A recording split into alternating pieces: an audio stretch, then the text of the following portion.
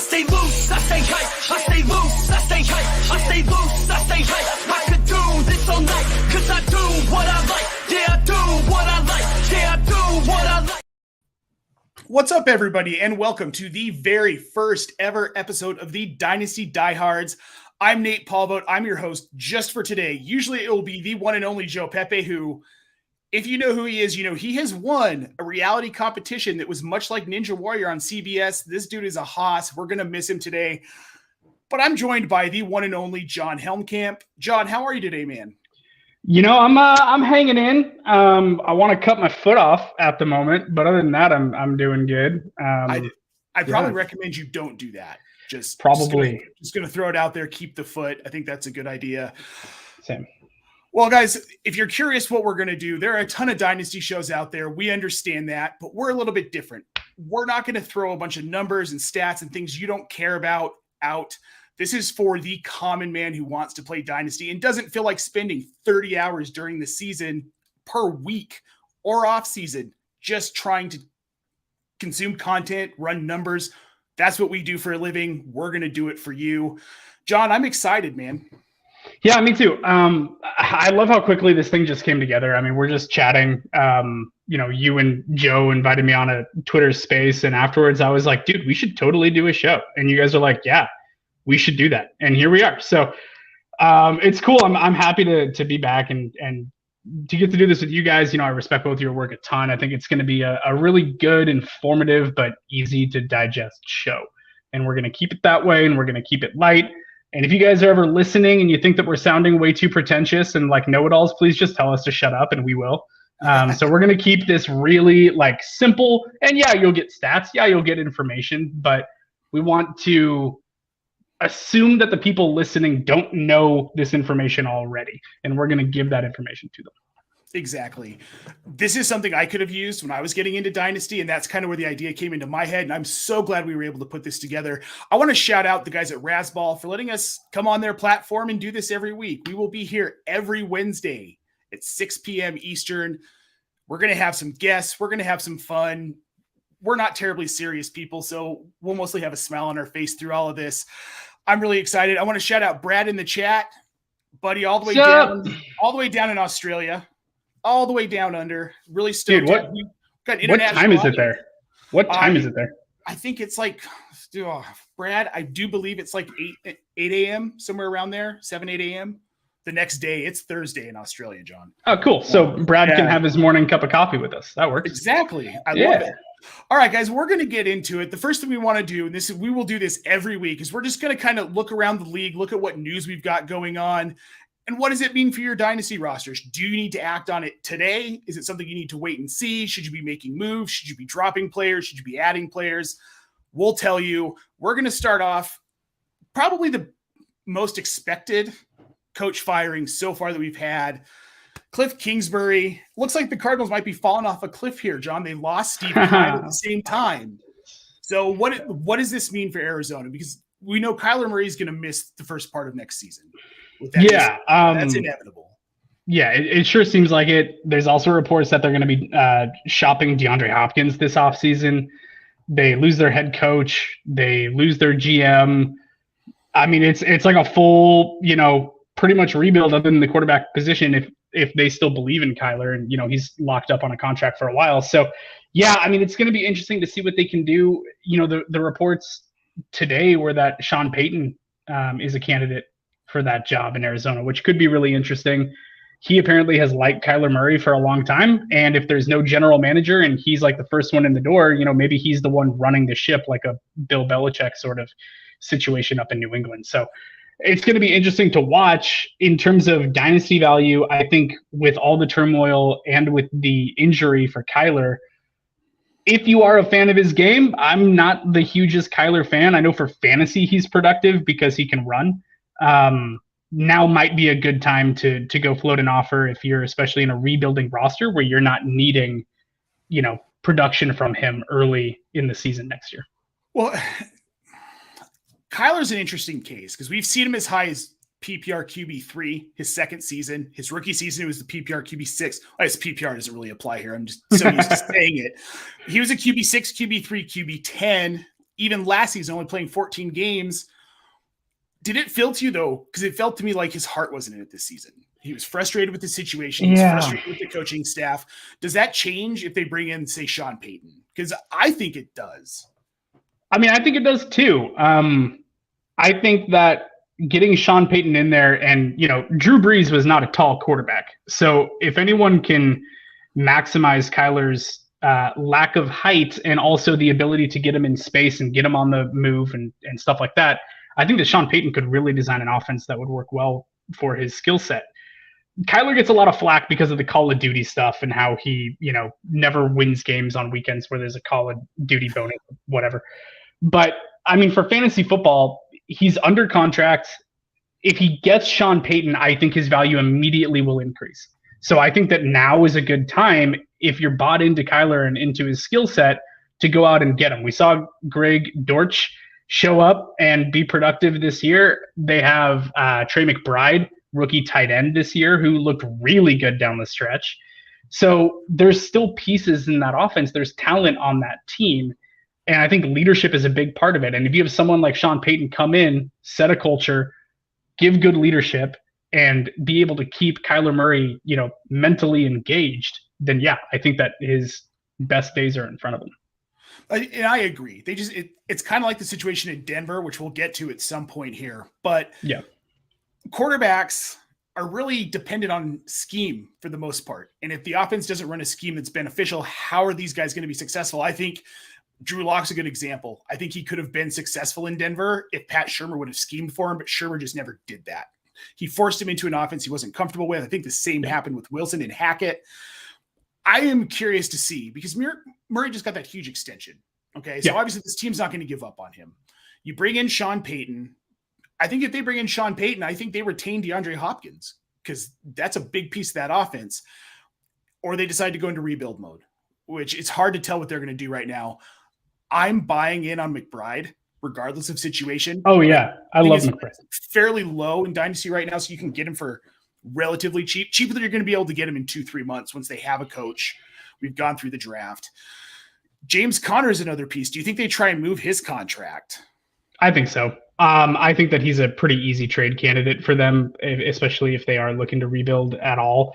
They have the 3rd overall pick. Like, this is a team that is going to have opportunities either to stick there and take a, you know, high impact defensive player, most likely, or potentially be a trade candidate, depending upon how the top 2 picks go in front of them. So they're in a position to, you know, really do things. They could also go offensive line at 3. You know, they could go with an offensive tackle like Paris Johnson out of Ohio State or something like that. That would be a little bit early for him. There's some defensive players I think that are ranked higher, but if they have Sean Payton in house and their goal is we need to set Kyler Murray up for success, going offensive line could be on the table. So yeah, I think that they've got a lot of options in front of them. I love Trey McBride. I loved his talent coming out of college. He's a great asset in Dynasty. The running back position there in Arizona is probably not one that I'm buying into.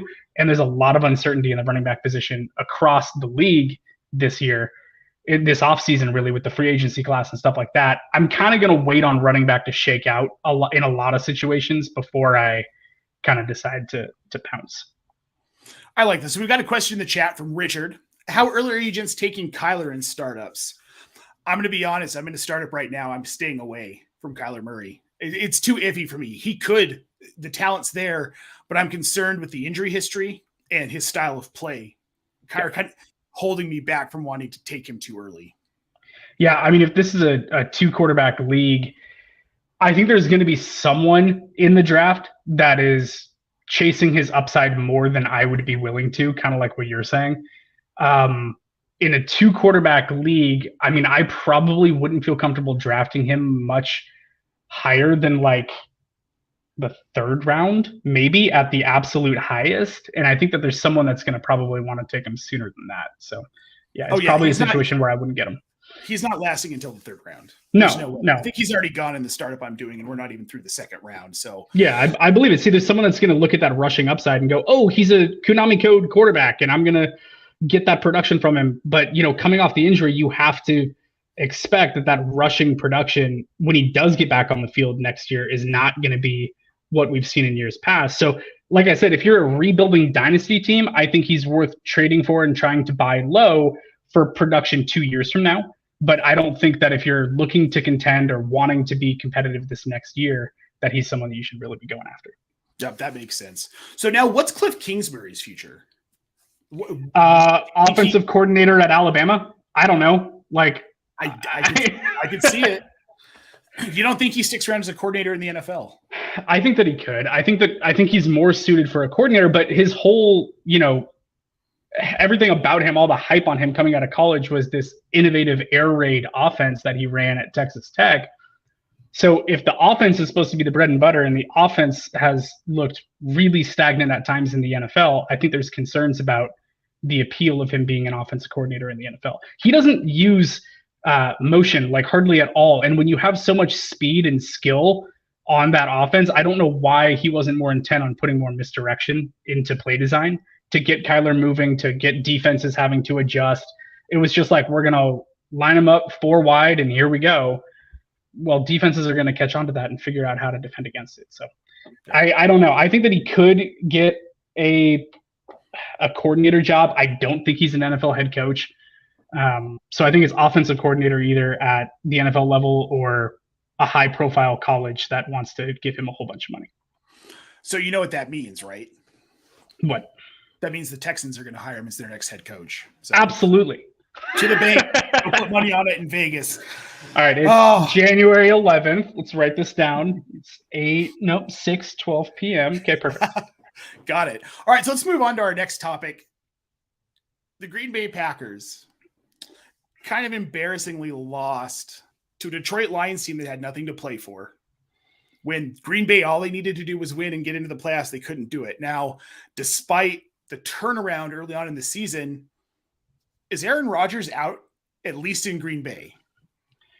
Here's the way that I'm approaching the Aaron Rodgers situation. I'm assuming that he's coming back until I hear otherwise, because we've done this offseason song and dance, look at me drama. Oh, but he posted this Instagram post with Miles Teller in Hawaii. What does that mean about him being invested in playing football? I just don't care until I know. I think it's hard to speculate. I think that he comes back until we hear otherwise. He has a lot of money on the table that he would be sacrificing if he stepped away. I don't know. It's hard to think about a situation where he's not the quarterback in Green Bay.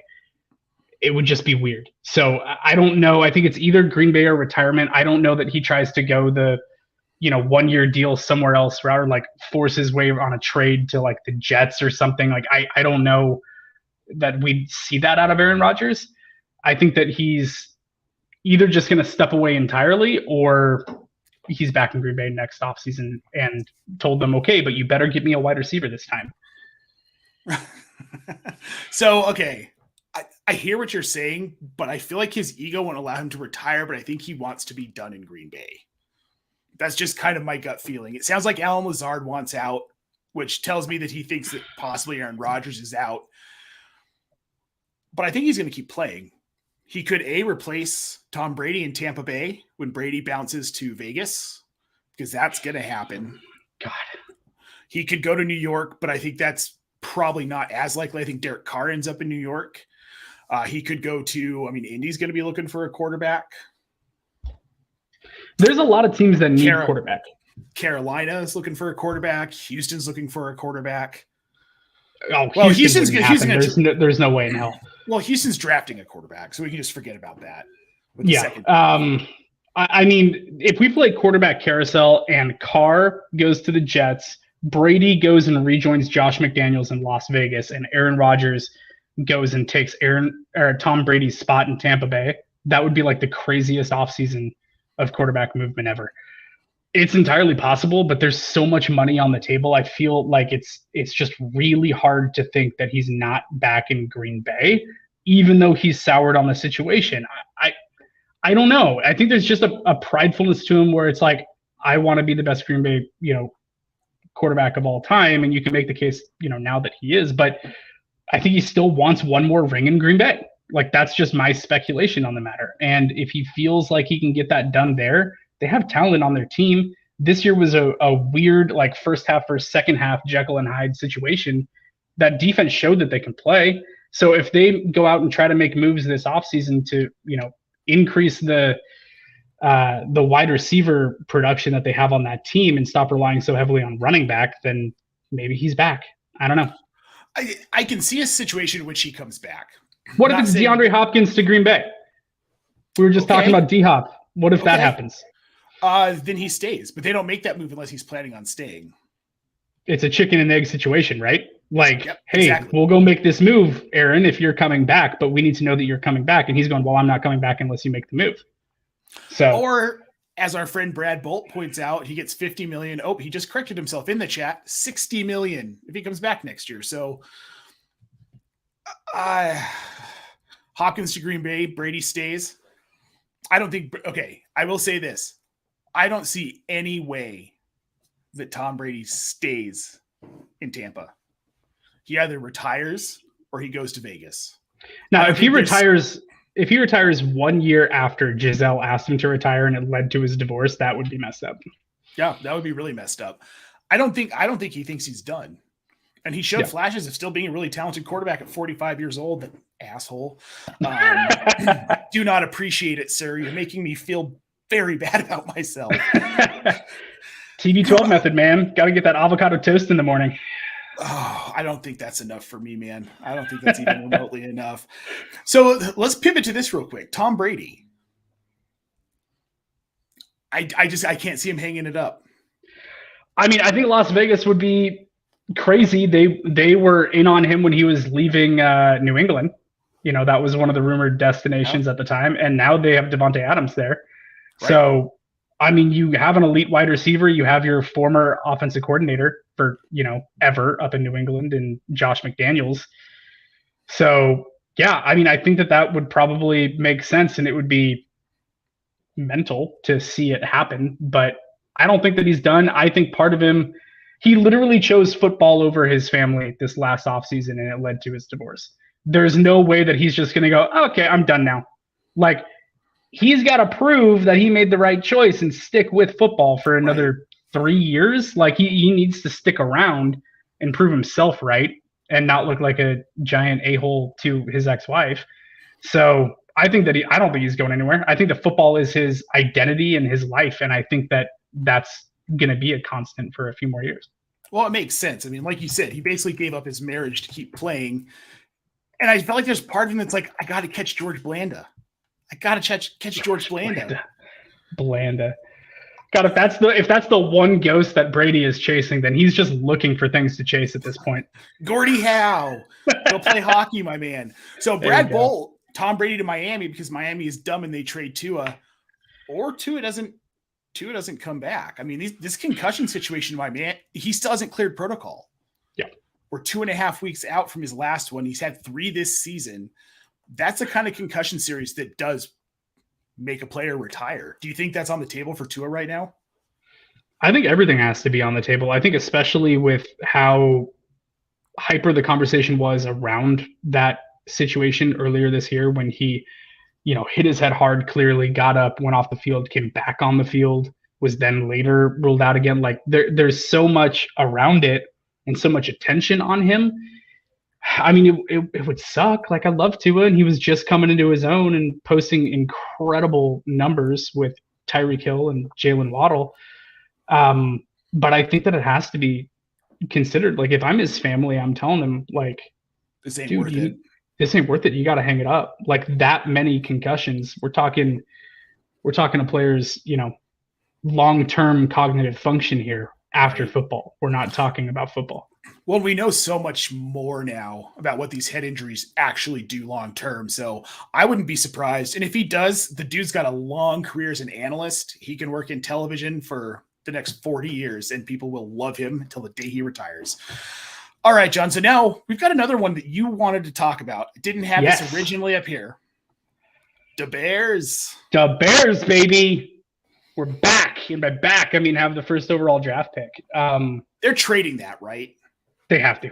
Like, listen, we're going to hear rumors of them trading Justin Fields for the next 4 months, and it's going to make me sick to my stomach every time, and it's going to cause me to get a few more gray hairs in the beard. There's no way they're doing that. I think that they are just hyping up the value of the pick even more before trading it.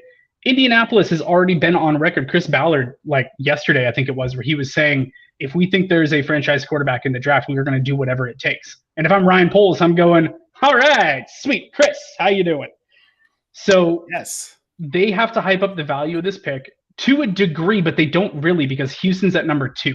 If any team sees one of these quarterbacks as being the guy that they want to make their franchise quarterback, all they have to do is get in front of Houston. So it doesn't matter what Chicago would want to do. Chicago can come out tomorrow and say, Justin Fields is our dude. We're excited about his future. We think that we saw a lot of growth out of him. We think that an offseason of surrounding him with protection and talent is going to do wonders for his development. They can say that. The trade value doesn't go down on that pick at all, because people need to get in front of Houston. Or Houston has to get in front of everyone else and trade up one spot with Chicago to secure that they have the one-on-one and that they can take the quarterback that they want. So I think we're going to see a feeding frenzy for that pick. I think it has to be traded. I think anything less than trading out of that is a wasted golden opportunity for a franchise that needs a lot of help and has a crazy amount of cap space. Like, they have so much flexibility right now. They're going to have $101 million in cap space, $40 million more than the next team on the list going into this next season.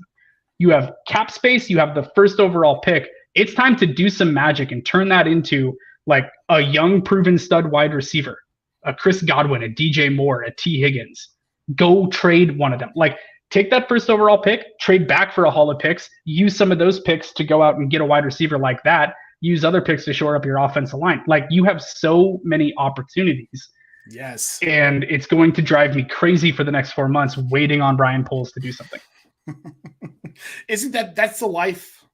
That's the life of a football fan, a fantasy player, an analyst. I'm kind of in a similar position with the Broncos right now because, as we know, Nathaniel Hackett's out.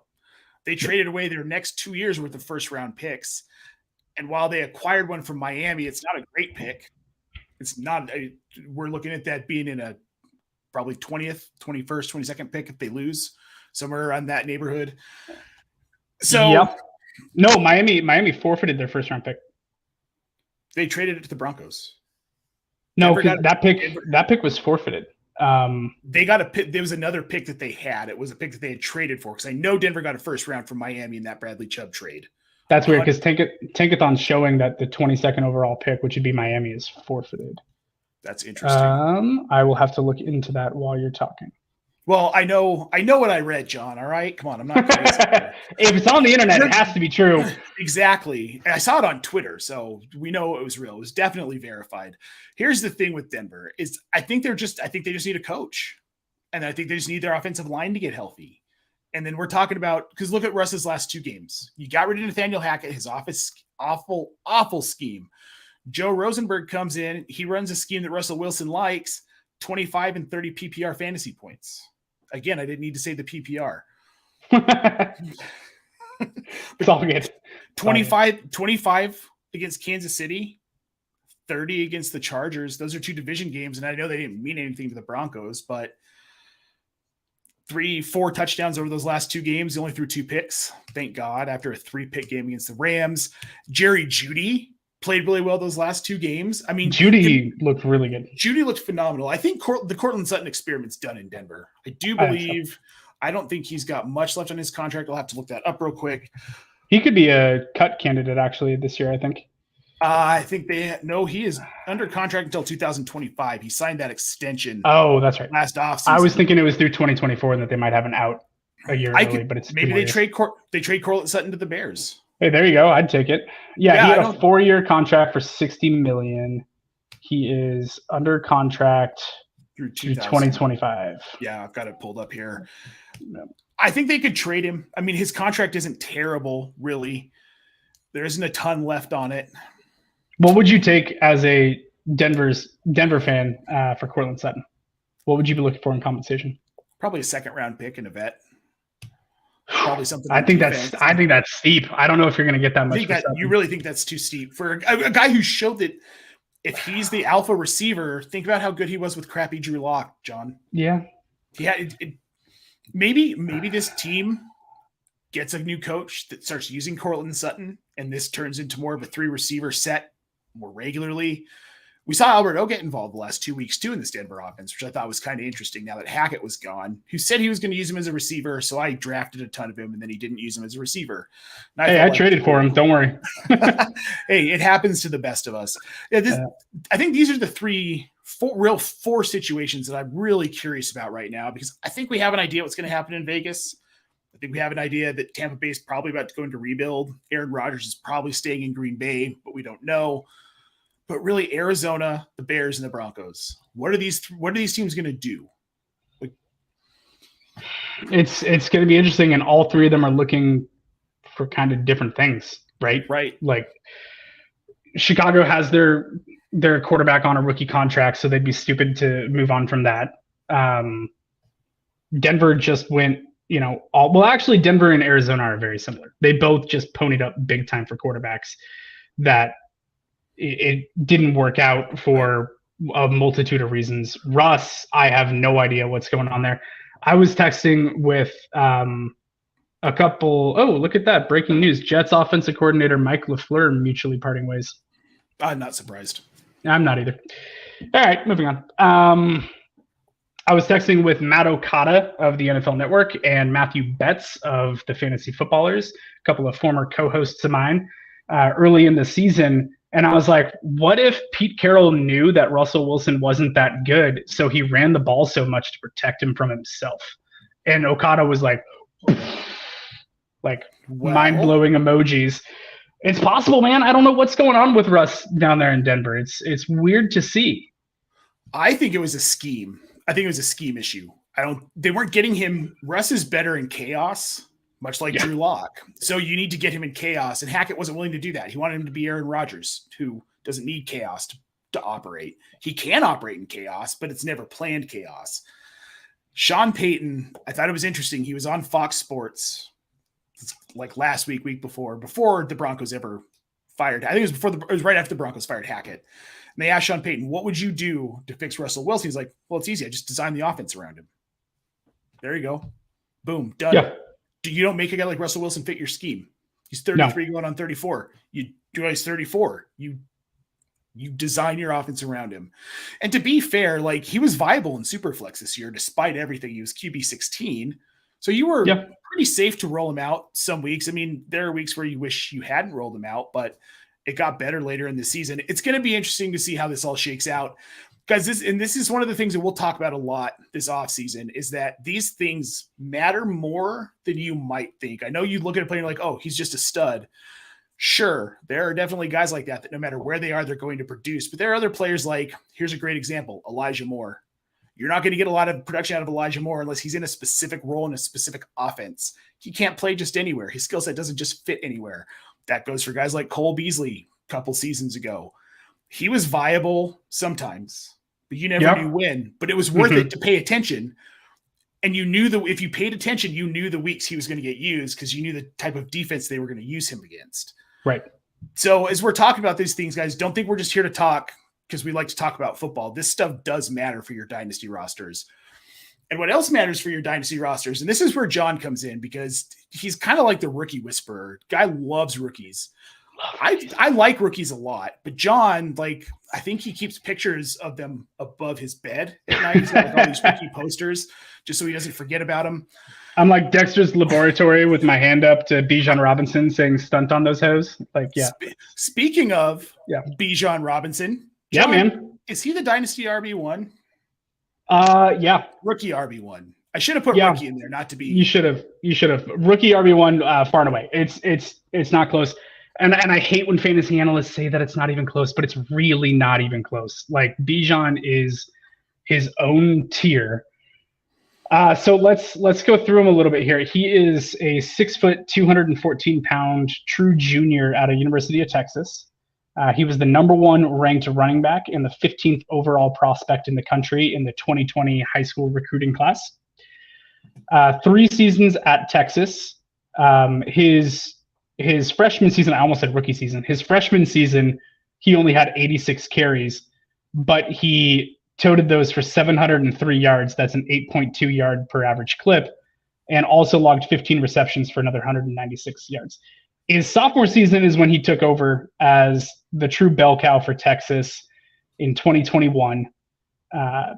He played a 10-game schedule that year, and he had 1,127 rushing yards at 5.8 yards per carry. So his average went down a little bit, but that's to be expected when you're a featured back.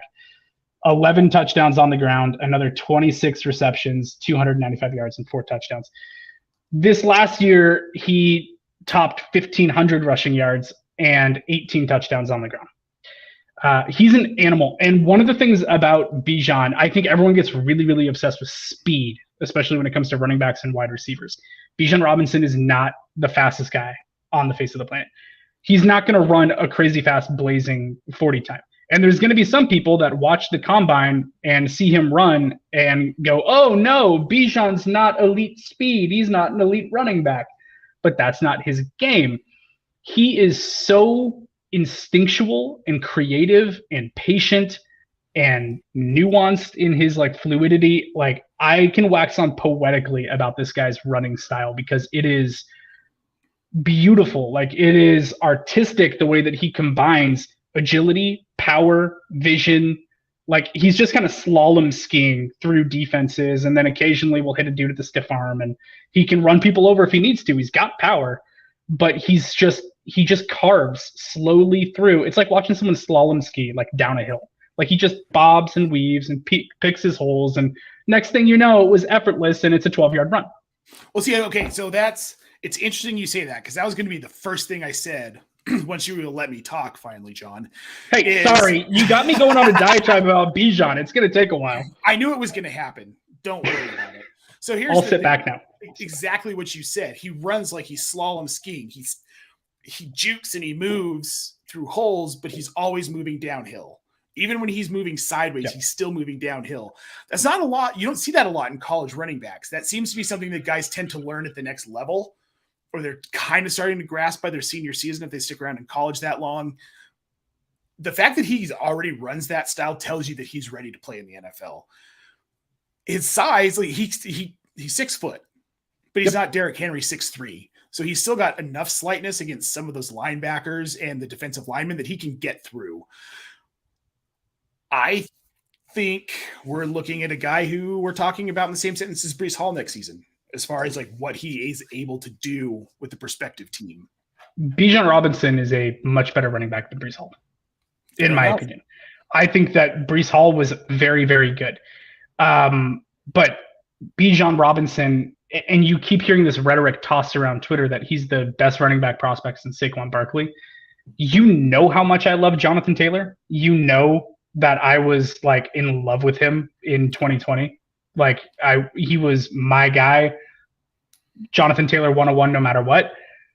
Bijan Robinson's running style is actually in a way very similar to Jonathan Taylor. They both showed that kind of patience and that fluidity at times. But Bijan's vision and creativity, it just sets him apart. Bijan Robinson is a better running back prospect than Jonathan Taylor. I have him. Wow. He is so damn silky smooth. And we're looking at a guy that's going to go in the first half of the first round for the NFL draft. He's not sliding to pick 34 or whatever it was Jonathan Taylor went at. Like, he's going to go early because he is an elite difference maker of a running back. And he can contribute in a variety of ways. He's also incredibly adept at catching passes as well. Like, he is a 3-down workhorse running back from the second that he takes the field in the NFL. He is that good. Okay, so you walk into your rookie draft. You've got the 101. Are you taking Bijan? In every single format. All right. I'm taking him in 2 quarterbacks. I'm taking him in Superflex because the quarterbacks in this class are good, but they have question marks. I don't think either one of them are elite quarterback prospects, like top tier guys. They're good when we're talking about Bryce Young and CJ Stroud. They're both very good. But to me, Bijan is so good that when he takes the field, I'm expecting him to produce at a really high level right away in the NFL. And when he does, his value skyrockets. So if you're a team that needs quarterback, you take Bijan, I think you can flip him for more value than what you're going to see out of the quarterbacks that you could also take with that draft pick. So to me, it's Bijan Robinson 101 every format. I have a couple leagues where I have the 101 and the 103, and I am just jonesing for that draft to happen because I'm taking Bijan at 101 and then whichever of the two quarterbacks is left at the 103. All right, so we've talked a lot about Bijan, but I think we're going to cut off the Bijan talk because, we're going to be talking about him probably repeatedly this offseason. He may be a weekly topic. We'll have to see if Joe can keep us in line. I don't know that he can. So we're going to move on to his backfield mate, Roschon Johnson. And you wanted to talk about him because they're both declared. They're both entering the draft.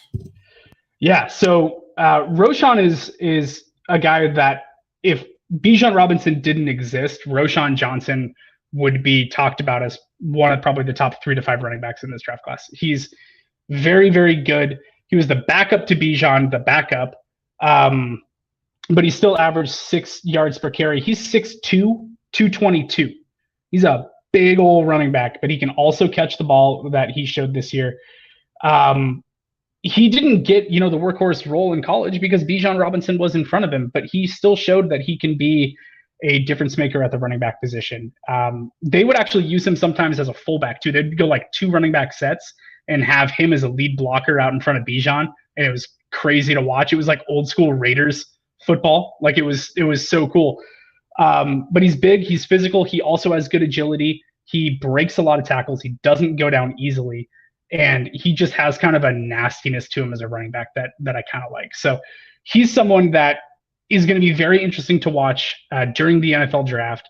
I think that he could get day 2 draft capital. I think that he's that good. We'll see if it happens.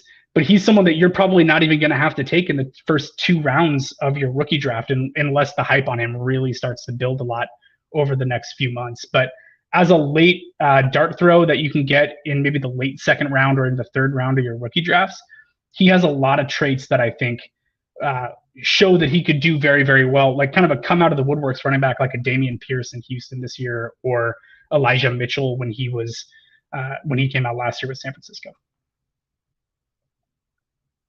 Oh, I can't hear you. I don't know if you knew this. There's a whole fringe of cats that are Dynasty Diehards. Mr. Scampers, shout out. Thanks for tuning in. I appreciate you, friend. Okay, can I make this comparison? Just real quick. Joe Mixon and Samaj P. Ryan. Yeah. Is that a fair comparison?